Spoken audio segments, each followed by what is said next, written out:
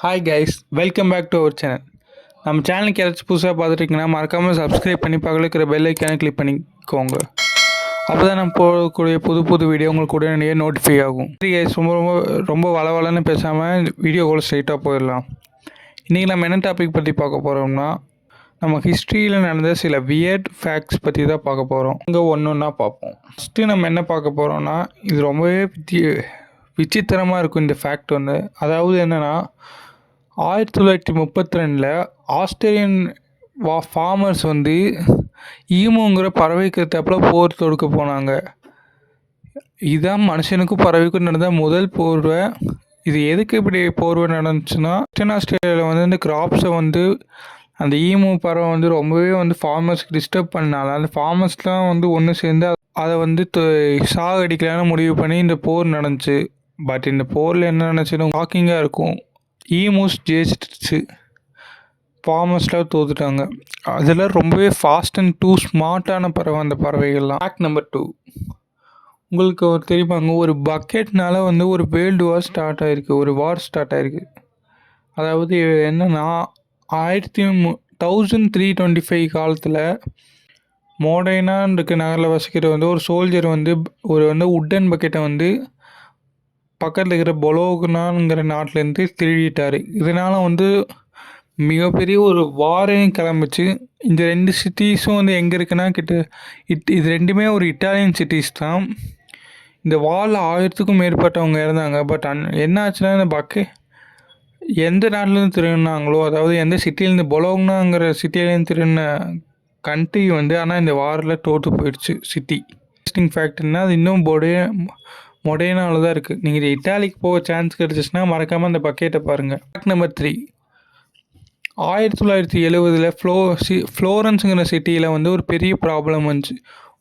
ஒரு வேல், இறந்த வேல் வந்து கரையொருங்கிடுச்சு. இதை வந்து எப்படி வந்து கவர்மெண்ட்னால இந்த வேலை எப்படி வந்து ரிமூவ் பண்ணுறதுன்னே ஒரு ஐடியாவே இல்லை. பட் அவங்க வந்து ஒரு முட்டாள்தனமான ஒரு விஷயம் பண்ணாங்க. அதாவது என்னென்னா, அதுக்குள்ளே வந்து டைனமைட் ஃபிக்ஸ் பண்ணி அதை வந்து எக்ஸ்ப்ளோர் பண்ணிடலான்னு முடிவு பண்ணாங்க. பட் அதோட ரிசல்ட் என்ன ஆச்சுன்னா, அது வந்து அவங்க கரெக்டாக வெடிக்க வச்சுட்டாங்க. பட் அந்த வெடிச்சு சதன பீஸ்லாம் வந்து சிட்டியில் இருக்கிற அந்த கார் மேலேயோ நிறைய இடத்துல இது பண்ணி அவங்களுக்கு இன்னும் வந்து வேலையை தான் உருவாக்கிச்சே தவிர அது சரியாகலை. Fact number 4, the legendary empire, அதாவது நம்ம நெப்போலியனை பற்றி ஃபேக்ட் தாங்க இது. நெப்போலியன் வந்து ஒரு சமயத்தில் ஒரு இதில் வந்து பன்னிக்கு ஏற்றாப்புல, அதாவது முயல்களுக்கு ஏற்றாப்புலையும் வந்து அவர் சண்டையிட்டார்னு சொன்னால் நீங்கள் நம்ப முடியுமா? அதாவது இது எப்படி நினச்சிட்டா, நெப்போலியன் வந்து அவங்க சோல்ஜர்ஸ் கிட்ட வந்து வைல்டு ரேபிட்ஸை பிடிச்சிட்டு வர சொன்னால் அவங்க வந்து டேம் ரேபிட்ஸ்னு ஒரு வகையான ரேபிட்ஸை பிடிச்சிட்டு வந்துட்டாங்க. பட் அது வந்து அப்படி தப்பானதை பிடிச்சிட்டு வந்ததுன்னு தெரிஞ்சனுமே அதை வந்து அவங்க வந்து அதை ரிலீஸ் பண்ணணுமே, அதை வந்து ஸ்ட்ரைட்டாக ஓடி போகல. அதுக்கு பதிலாக அவங்கள வந்து அட்டாக் பண்ண ஆரம்பிச்சிடுச்சு. ஃபேக்ட் நம்பர் 5, உங்களுக்கு தெரியுமாங்க, டான்ஸ் ஆடிட்டே இருக்கிற மாதிரி ஒரு நோய் வந்துச்சு 1518, அதாவது 1518 வந்து டான்சிங் பிளேக்னு வந்து ஒரு பிளேக் வந்திருக்குங்க.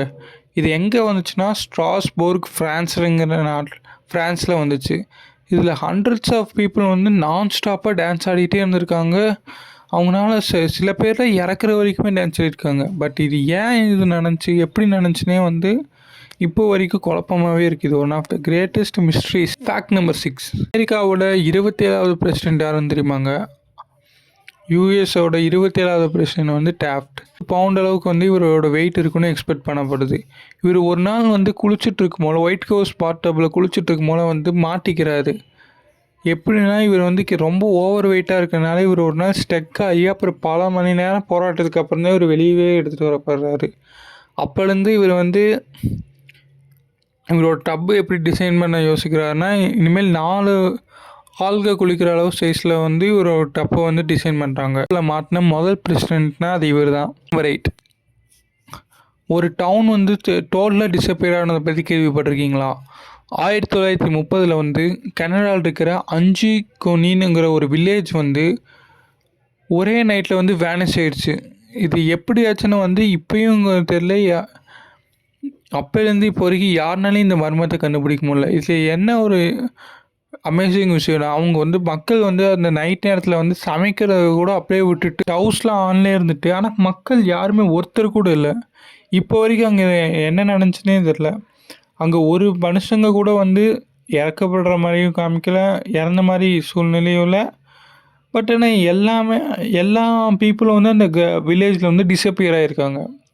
It is also an unsolved mystery till date. Fact number 8. இந்த ஃபேக்டில் நம்ம என்ன பார்க்க போகிறோம்னா, ஒரு ஜாப்பனீஸ் சோல்ஜரை பற்றி தாங்க.